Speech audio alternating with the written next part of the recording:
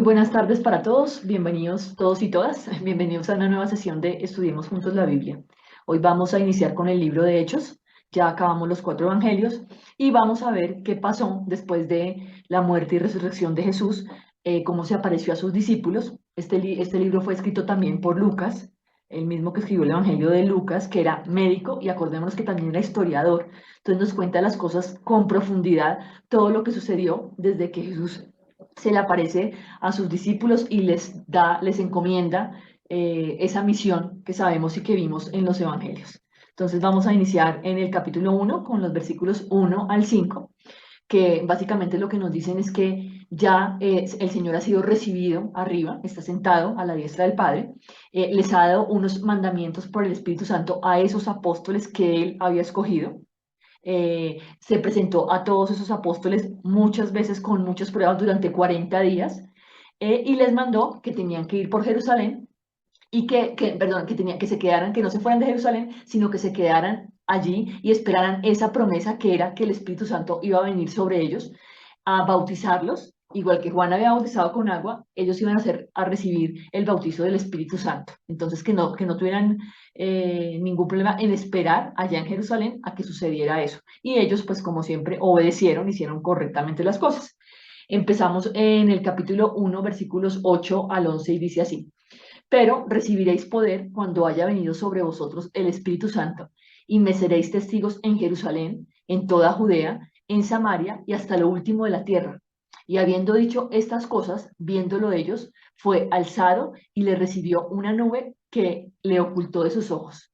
Y estando ellos con los ojos puestos en el cielo, entre tanto que él se iba, he aquí que se pusieron junto a ellos dos varones con vestiduras blancas, los cuales también les dijeron: varones Galileos, ¿por qué estáis mirando al cielo?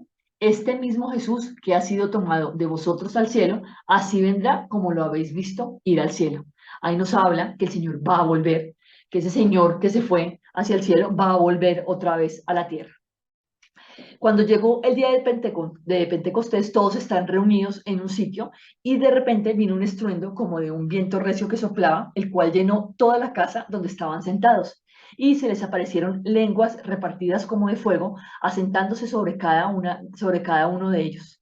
Y fueron todos llenos del Espíritu Santo y comenzaron a hablar en otras lenguas según el Espíritu les daba que hablase. Se estaba cumpliendo esa promesa que les había hecho Jesús del bautismo del Espíritu Santo. Estaba sobre cada uno de ellos esas lenguas puestas que les permitían hablar en otros idiomas. Entonces la gente empezó a pensar: no, estos están borrachos, algo raro pasa acá, ¿qué está pasando con esta gente? Y Pedro les dice: varones israelitas, oíd estas palabras. Jesús Nazareno, varón aprobado por Dios entre vosotros con las maravillas, prodigios y señales que Dios hizo entre vosotros por medio de él, como vosotros mismos sabéis, a este, entregado por el determinado consejo y anticipado conocimiento de Dios, prendisteis y matasteis por manos de inicuos, crucificándole, al cual Dios levantó sueltos los dolores de la muerte, por cuanto era imposible que fuese retenido por ella. Ahí les está dejando claro que los judíos tomaron la decisión de matar a Jesús, que ellos lo hicieron por manos de los romanos porque no podían hacerlo directamente, y que lo crucificaron, pero que el Dios mismo lo levantó de la muerte, le quitó ese dolor de la muerte y no se quedó ahí, sino que resucitó. Entonces les está mostrando lo que en realidad está pasando. Están siendo bautizados por ese Espíritu Santo porque la obra de Jesús ya ha sido cumplida en la tierra. Fue cumplida en el momento en que Él es resucitado y en el momento en que se sienta en la diestra del Padre. Sepa pues ciertísimamente toda la casa de Israel que a este Jesús, a quien vosotros crucificasteis, Dios le ha hecho Cristo, Señor y Cristo. Al oír esto se compungieron de corazón y dijeron a Pedro y a los otros apóstoles: varones, hermanos, ¿qué haremos? Pedro les dijo: arrepentíos y bautícese cada uno de vosotros en el nombre de Jesucristo para perdón de los pecados, y recibiréis el don del Espíritu Santo. Aquí les está dejando claro lo que pasa. Cuando yo de verdad me arrepiento y me bautizo, yo recibo ese perdón de los pecados y recibo ese don que es el Espíritu Santo que va a morar en mí. Porque para vosotros es la promesa y para vuestros hijos y para todos los que estén lejos, por cuanto, por cuantos el Señor nuestro Dios llamare. y perseverarán en la doctrina de los apóstoles, en la comunión unos con otros, en el partimiento del pan y en las oraciones, alabando a Dios y teniendo favor con todo el pueblo. Y el Señor añadía cada día a la iglesia los que habían de ser salvos. Entonces, aquí la misión de los apóstoles es llevar esa palabra, llevar esa buena nueva, ese evangelio, ese reino, llevarlo, extenderlo en esta tierra. Y muchas personas creyeron. Y él lo que decía, lo que les dice Pedro es que se arrepientan, ¿cierto? Que se arrepientan de verdad, de corazón. Y empiezan aquí a mostrarnos cómo era esa iglesia primitiva.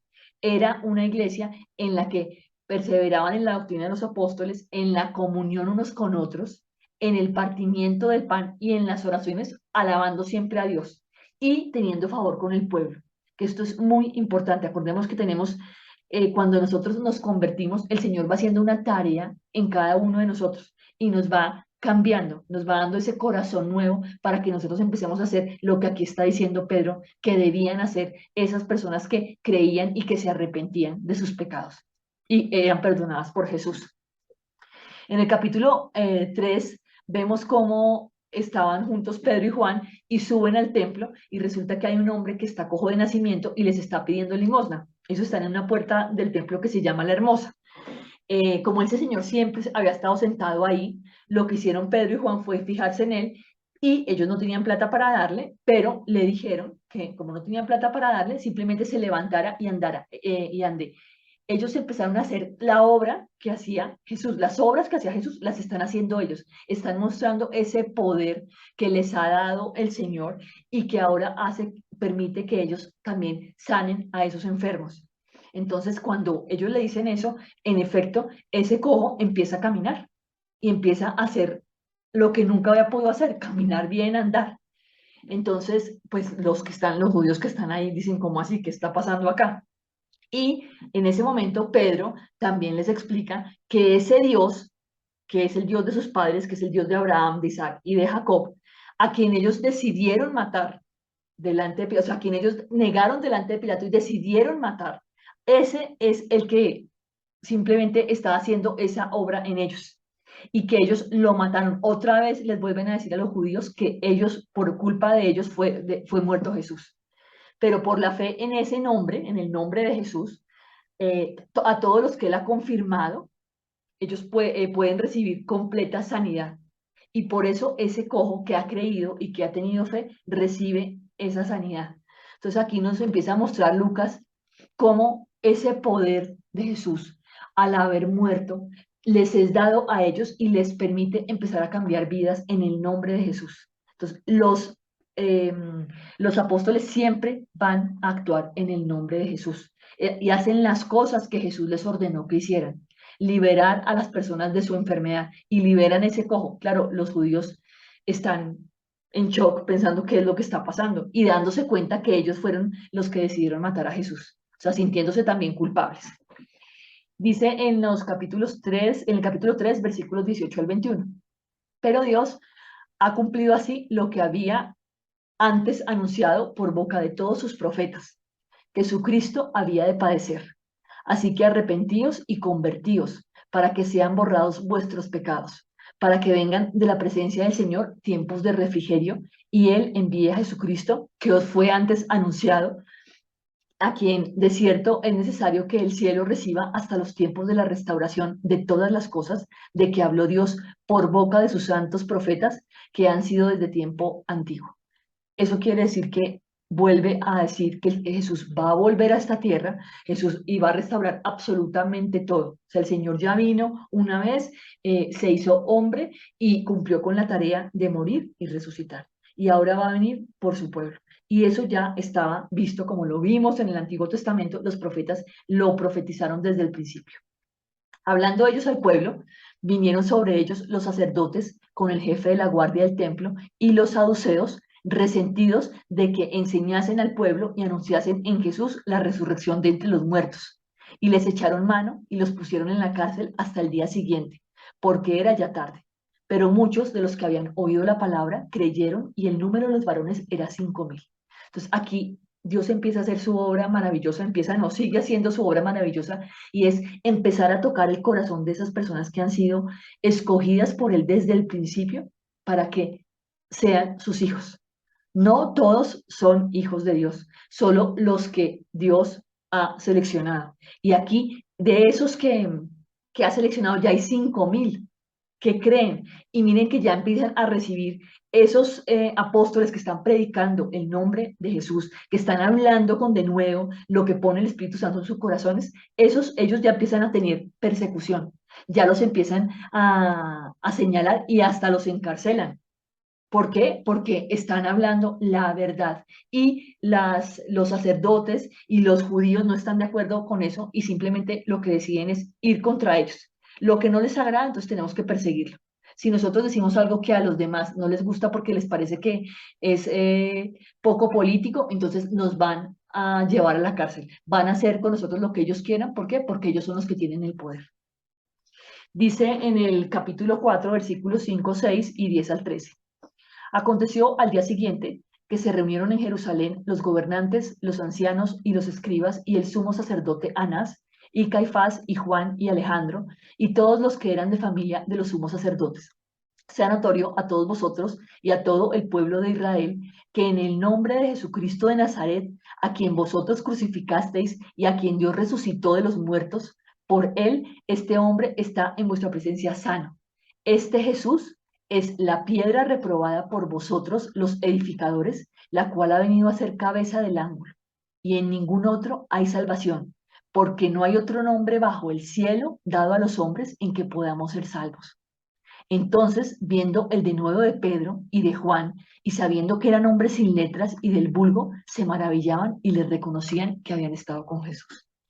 Todos esos grandes sacerdotes que tenían el poder, el sumo sacerdote, todas esas personas de esa familia, de esas familias que eran tan pudientes y tan poderosas, empiezan a escuchar hablar a dos pescadores, a Juan y a Pedro, hablando de quién es Jesús, de cómo ellos decidieron matarlo, de cómo ellos decidieron acabar con ese que era Dios, ese hombre que era Dios y que había venido a esta tierra a cumplir la misión del Mesías y que murió por nosotros y por nuestros pecados para que pudiéramos ser salvos. Y sabían que ellos habían estado con Jesús y empiezan a saber quiénes son esos apóstoles. Y llamándolos, entonces ellos los llaman aparte y simplemente les dicen que no pueden seguir hablando en el nombre de Jesús. ¿Por qué están tan asustados esos sacerdotes, esa gente con poder? ¿Por qué está asustada? Porque saben que están declarando la verdad. Saben que Pedro y Juan saben quién es Jesús y no se van a quedar callados. Y ellos les dejan claro, Pedro y Juan, que ellos no van a callar y no van a dejar de hablar en el nombre de Jesús porque ellos están la obediencia a Dios está por encima de la obediencia a ellos. Y esto ya empieza a generar malestar en en esa secta especial de gente poderosa que ha decidido que tiene que callarlos y ellos no se van a callar. Entonces, el temor ya en ellos no existe. Ya no vemos aquí el Pedro asustado negando a Jesús, sino que vemos un Pedro con denuedo, un Juan con denuedo que van diciendo lo que tienen que decir sin miedo, porque saben quién los respalda y porque hablan en el nombre de Jesús. Dice aquí, y ahora Señor, mira sus amenazas y concede a tus siervos que con todo denuedo hablen tu palabra, mientras extiendes tu mano para que se hagan sanidades y señales y prodigios mediante el nombre de tu santo Hijo Jesús. Esto es hermoso, eso es lo que tenemos que pedir nosotros. Cuando hubieron orado, el lugar en que estaban congregados tembló y todos fueron llenos del Espíritu Santo y hablaban con denuedo la palabra de Dios. Que el Señor nos permita que hablemos siempre con denuedo su palabra, que no sintamos temor, que sepamos que quien nos respalda es el poderoso, nuestro Dios único y salvador, que murió por nosotros en esa cruz. Así que no había entre ellos ningún necesitado, porque todos los que poseían heredades o casas las vendían y traían el precio de lo vendido y lo ponían a los pies de los apóstoles y se repartía a cada uno según su necesidad. Aquí hay algo muy lindo y es que en este momento, o sea, ellos no habían recibido ninguna orden directa de Jesús de ustedes tienen que hacer esto de esta manera. Ellos empiezan a actuar con el poder del Espíritu Santo que les es dado por el Señor. Con ese poder ellos saben lo que tienen que hacer. Ellos empiezan a actuar de manera distinta, ya no piensan en ellos y en sus necesidades, piensan en todos. Y entonces empiezan a repartir lo que tienen y actuar como esa iglesia primitiva, como deberíamos actuar nosotros, con amor hacia los demás, haciendo al resto lo que queremos que nos hagan a nosotros. Entonces José, a quien los apóstoles pusieron por sobrenombre Bernabé, que traducido es hijo de consolación, levita, natural de Chipre, como tenía una heredad, la vendió y trajo el precio y lo puso a los pies de los apóstoles. Entonces ya se empiezan a producir esos milagros, ya la gente no está pensando en sí misma, ya nosotros ya están pensando en los demás, no están pensando en cómo voy a lucrarme yo, cómo voy a hacer para tener más, sino que están mirando que lo que tengo lo tengo que poner al servicio de Dios. Y así lo empiezan a hacer. Dice en los versículos 32 al 35 que empezaron a poner de corazón todas las cosas que tenían, todo lo que poseían, lo van poniendo para esa obra y todos los apóstoles dan testimonio de esa resurrección del Señor Jesús. Y empieza a abundar la gracia en todos ellos. Y lo muy bonito y muy importante aquí es que no había necesitado entre ellos, porque todos estaban poniendo para los demás. Dice que eso está, pues en Deuteronomio era una de las leyes que decía así. Y vendrá el levita, que no tiene parte ni heredad contigo, y el extranjero, el huérfano y la viuda que hubiere en tus poblaciones, y comerán y serán saciados, para que Jehová tu Dios te bendiga en toda obra que tus manos hicieren. Entonces, desde el Antiguo Testamento, el Señor había dejado claro cuáles eran las reglas. ¿Qué están haciendo aquí los discípulos y los apóstoles cumpliendo eso que a ellos les había sido dicho desde el principio? Y es que no tendría por qué haber una persona con necesidad si hay otra persona que tiene la oportunidad de ayudar. Entonces, eso es una forma de pensar distinta que tenemos nosotros que acoger en nuestra vida y que hacer en nuestra vida. Dice en el capítulo 5 nos habla acerca de la historia de Ananías y de Zafira, su mujer, que decidieron vender una heredad, pero en vez de decir por qué la habían vendido y de darle el precio de lo que, el verdadero precio por el que la habían vendido, decidieron ser avaros y simplemente inventarse que la habían vendido por menos y coger una parte del precio. Y por esto hallaron la muerte. ¿Por qué? Porque ellos estaban teniendo avaricia y eso no estaba permitido. Y por eso los dos murieron. Y lo que les dice en ese momento Pedro es que porque ellos han decidido, pues se están robando a sí mismos y le están mostrando a toda la comunidad cómo no se deben hacer las cosas. Entonces ya Pedro empieza a mostrar ese poder que les dado por el Espíritu Santo y ya saben que ellos han robado, que ellos han hurtado. ¿Por qué? Porque no están diciendo la verdad y la mentira hace que ellos mismos se condenen, con su boca se condenan hablando mentira. Y cuando pasa eso y los sacan muertos, que eso está en el capítulo 5 versículos del 1 al 11, lo que pasa es que ya cuando todos los demás ven lo que está pasando con este par, con Ananías y con Zafira, su mujer, pues sienten temor y se dan cuenta que el Señor está juzgando entre ellos y que es Dios el que juzga, no los hombres. Dice en el versículo 2 y los versículos 17 al 20. Y por la mano de los apóstoles se hacían muchas señales y prodigios en el pueblo, y estaban todos unánimes en el pórtico de Salomón. Entonces, levantándose el sumo sacerdote y todos los que estaban con él, esto es, la secta de los saduceos, se llenaron de celos y echaron mano a los apóstoles y los pusieron en la cárcel pública. Mas un ángel del Señor, abriendo de noche las puertas de la cárcel y sacándolos, dijo: Id y puestos en pie en el templo, anunciar al pueblo todas las palabras de esta vida. Miren que aquí ellos están haciendo la obra y Dios está guiando cada cosa que hacen. Y un ángel hace que los que salgan de la cárcel y les pide específicamente que hablen al pueblo las palabras de vida, esas palabras de vida que les dio Jesús y que les enseñó Jesús y que les mostró. Entonces, aquí la tarea que nosotros tenemos es la tarea que nos fue dada desde el principio por el Señor Jesús y tenemos que hacerla. Nos guste o no, tenemos que hacerla.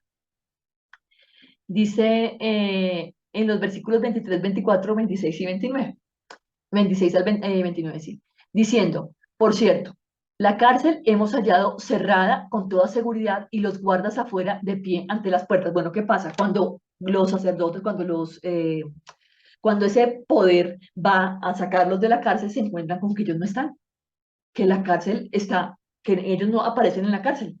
Entonces, pues claro, el sumo sacerdote dice, ¿qué es lo que está pasando? ¿Cómo así si los dejamos? ¿Qué fue lo que pasó? Y empiezan a saber que aquí pasa algo raro está pasando.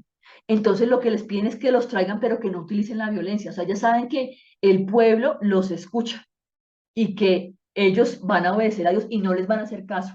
Entonces ellos ya empiezan a saber que parece peor, fue peor el remedio que la enfermedad. O sea, mataron a Jesús pensando que eso se iba a quedar así y ahora hay cada vez más adeptos, más cristianos que están creyendo en el nombre de Jesús y que no van a dejar que hagan lo que quieran con esos apóstoles, que hagan lo que quieran con esos discípulos de Jesús. Entonces, dice en el capítulo 5 versículos 38 al 40. Y ahora os digo, apartaos de estos hombres y dejadlos, porque si este consejo o esta obra es de los hombres, se desvanecerá. Mas si es de Dios, no la podréis destruir. No seáis tal vez hallados luchando contra Dios, y convinieron con él, y llamando a los apóstoles, después de azotarlos, les intimaron que no hablasen en el nombre de Jesús y los pusieron en libertad. O sea, ellos siguen insistiendo, ese poder sacerdotal sigue pensando que puede hacer lo que quiere con los discípulos. Y los discípulos y los apóstoles no están dispuestos a dejar de hablar lo que ellos vieron y lo que el Señor hace en sus vidas. Entonces, es el deber de ellos y lo van a cumplir hasta el final. Y van a ser muertos y con unas muertes terribles, pero van a seguir haciendo su tarea.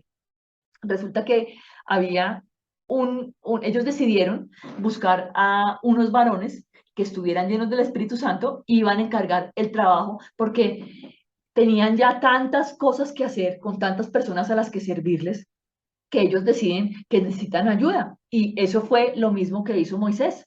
Cuando Moisés no podía ser juez sobre todos, sobre todo Israel, Moisés decidió, por sugerencia de su suegro, él decidió que otras personas le ayudaran, que personas que tuvieran esa sabiduría para hacer las cosas, entonces lo hicieron. Y eh, los demás iban a persistir en esa oración y en el ministerio de la palabra, iban a seguir pronunciando la palabra de Dios y escogieron a Esteban. Dice que era un varón lleno de fe y lleno del Espíritu Santo. Escogieron también a Felipe, a Prócoro, a Nicanor, a Timón, a Parmenas, a Nicolás, proselito de Antioquía. Y Esteban estaba lleno de gracia y de poder y hacía grandes prodigios y señales entre el pueblo.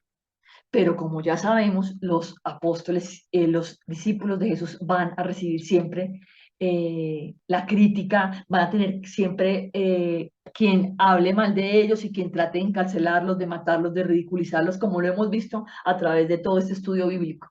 Entonces, había muchos que se pusieron a disputar con él. Pero como él hablaba con sabiduría, ¿por qué? Porque el Espíritu Santo ponía las palabras en su boca. Entonces ellos empezaron a decir empezaron a inventarse y a pagarle a gente para que dijera que él estaba hablando blasfemias contra Moisés y contra Dios. O sea, otra vez el poder del mal actuando a través de esa gente poderosa para que pudieran matar a Esteban. Entonces, dice que todos los que estaban sentados en el concilio, cuando fijaron los ojos en Esteban, vieron que su rostro era como el rostro de un ángel. ¿Está hablando quién por Esteban? El Espíritu Santo. Y ellos empiezan a darse cuenta que Esteban es poderoso, que tiene el poder del Señor. Entonces, Esteban empieza a hacerles un recuento de todo lo que pasó desde Abraham hasta Salomón y cómo muchísimas veces a Israel se le dieron oportunidades, pero Israel siguió cayendo en la idolatría, en la mentira, que mataron a los profetas y que sobre todo resisten al Espíritu Santo, que no quieren entender la verdad que les es dicha. Entonces dice en el capítulo 7, versículos 54 al 56 y 58 al 60. Oyendo estas cosas, se enfurecían en sus corazones y crujían los dientes contra él. Pero Esteban, lleno del Espíritu Santo, puestos los ojos en el cielo, vio la gloria de Dios y a Jesús que estaba a la diestra de Dios y dijo, He aquí, veo los cielos abiertos y al Hijo del Hombre que está a la diestra de Dios. Y echándole fuera de la ciudad, lo apedrearon y los testigos pusieron sus ropas a los pies de un joven que se llamaba Saulo y apedreaban a Esteban mientras él invocaba y decía, Señor Jesús, recibe mi espíritu. Y puesto de rodillas, clamó a gran voz, Señor, no les tomes en cuenta este pecado. Y habiendo dicho esto, durmió. Esto es terrible.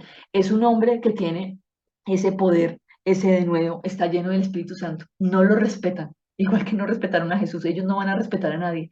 Lo apedrean y lo matan. Y resulta que Saulo de Tarso, que va a ser más adelante el apóstol Pablo, estaba ahí y él estaba aceptando su muerte. Y dice en el capítulo 8, versículo 1, y Saulo consentía en su muerte. En aquel día hubo una gran persecución contra la iglesia que estaba en Jerusalén y todos fueron esparcidos por las tierras de Judea y de Samaria, salvo los apóstoles. Los apóstoles son esos guerreros que se mantuvieron en pie, que hicieron las cosas de la manera que tenían que hacerlas y que a pesar de que estaban sufriendo persecución, se quedaron ahí en Jerusalén, sin miedo, para hacer las cosas correctamente. Y empieza la predicación en Samaria. Los que fueron esparcidos, o sea, acordemos que los apóstoles se quedaron en Jerusalén, pero todos los demás fueron esparcidos y lo que permitió eso fue que empezaran a hablar y a predicar a Cristo. Eso está en el capítulo 8, versículos 4 al 5. Y había un mago que se llamaba Simón y que ejercía la magia y todo el mundo le creía a ese mago. Pero cuando Felipe empezó a hablar, todo el mundo empezó a creerle a Felipe, hasta el mismo Simón. Y entonces Simón fue bautizado y empezó a estar siempre con Felipe. Y viendo que todo lo que hacía, pues estaba feliz, o sea, estaba atónito, estaba como asombrado, y decía, pues esto tiene que ser algo, o sea, esto es algo extraño porque Felipe está haciendo cosas maravillosas y él le creía. Y cuando llegan Pedro y Juan, él se da cuenta que cuando les imponen las manos, ellos recibían el Espíritu Santo. Cuando él ve esto, entonces él quiere tener ese poder que recibir el Espíritu Santo y les ofreció dinero. ¿Por qué? Porque las personas piensan que o sea, que no es por gracia que el Señor da las cosas, sino por obtener algo. Y es claro que el Señor no necesita de nuestro dinero, que para Dios el dinero nuestro no es importante, pero él pensó que podían darle ese poder, que le dieran el Espíritu Santo, porque pues él podía pagar. Entonces Pedro le dijo, tu dinero perezca contigo, porque has pensado que el don de Dios se obtiene con dinero. No tienes tu parte ni suerte en este asunto, porque tu corazón no es recto delante de Dios. Entonces, qué pesar que una persona que está viendo todo lo que hace Felipe, todo lo que dice Felipe, cómo demuestra las cosas, haya decidido que él puede pagar por tener al Espíritu Santo. ¿Cuántas veces muchas personas piensan que es que pueden pactar con el Señor? Que si yo le doy plata a Dios, entonces Dios me va a dar el amor de mi vida. Que si yo le doy plata a Dios, Dios me va a hacer rica. Eso es una ridiculez y eso es una filosofía que es absolutamente abominable. Una cochinada en la que no podemos creer. Dios no necesita nuestro dinero. Dios quiere que nosotros tengamos un corazón para Él. No quiere que nosotros le ofrezcamos dinero ni que creamos que Él nos va a hacer favores porque nosotros se los pedimos y le ofrecemos a cambio cosas. No, Él quiere nuestro corazón. Él lo que quiere es que nuestra vida esté dedicada a hacer las cosas que Él quiere. Él no necesita nada. Él es el dueño de todo. Dice que un ángel del Señor le habló a Felipe y le dijo que fuera hacia el sur, a un camino que quedaba en Gaza y que ahí iba a ver a un etíope que era el eunuco, un funcionario de la reina de los etíopes. Entonces él hizo caso, porque Felipe hacía caso, y él vio que ese eunuco estaba leyendo la palabra, pero pues obviamente no entendía lo que estaba diciendo. Entonces Felipe se le acercó y Felipe le empezó a hablar de Jesús y le empezó a explicar eso que estaba leyendo y la palabra que estaba leyendo, qué significaba.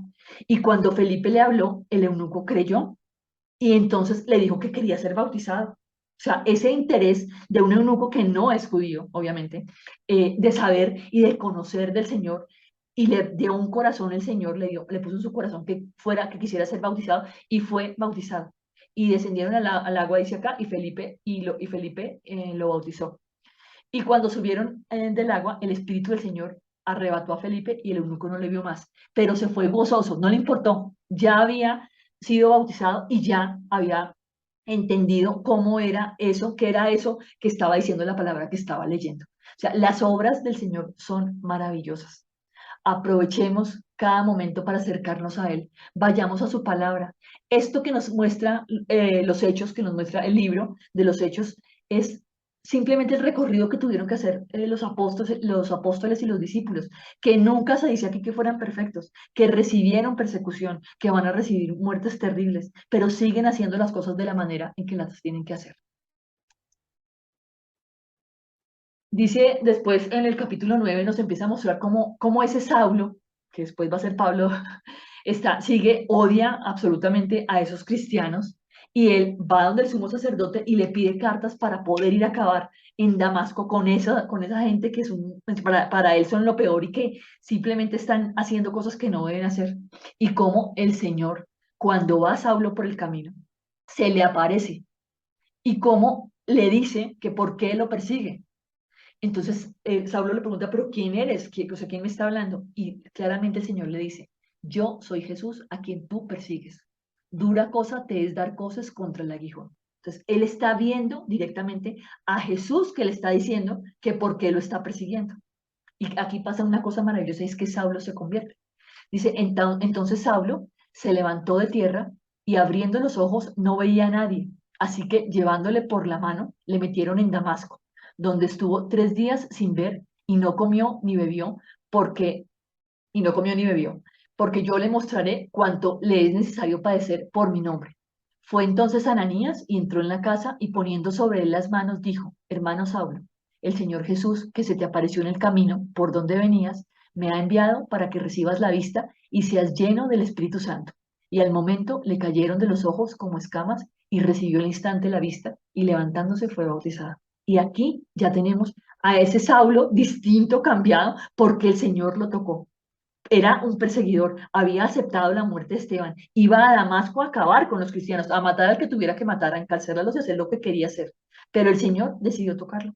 El Señor decidió hacerlo su hijo y mostrarle lo que tenía que padecer al ser su testigo y al ser hijo de Dios. Enseguida predicaba a Cristo en las sinagogas diciendo que este era el Hijo de Dios. Es increíble, una persona que no creía en Cristo, que lo perseguía, da una vuelta de 180 grados y se vuelve una persona distinta y empieza a predicar el nombre de Jesucristo y empieza a saber quién es. Entonces, como los discípulos no creían porque decían, este nos perseguía, pues pensaban que algo raro estaba pasando y que lo que quería era como engañarlos. Pero Saulo hablaba más de Jesús, o sea, seguía empeñado en hacer las cosas como las tenía que hacer.